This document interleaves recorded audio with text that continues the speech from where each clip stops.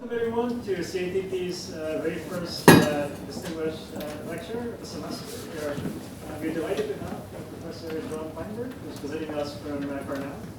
John is the Fifth University Professor in the departments of computer science as well as information science. And his research focuses on the interactions between algorithms and networks, the roles that they play in large-scale societal and information systems, as well as their broader societal implications.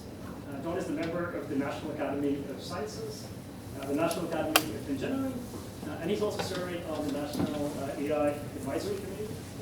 John is the recipient of many prestigious awards and fellowships, including the MacArthur Fellowship, the Sloan Fellowship, the Packard Fellowship, as well as the recipient of numerous awards in the field of computing, including the highly prestigious ACM Prize in Computing.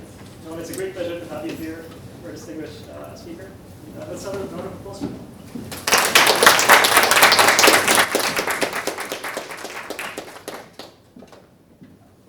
All right.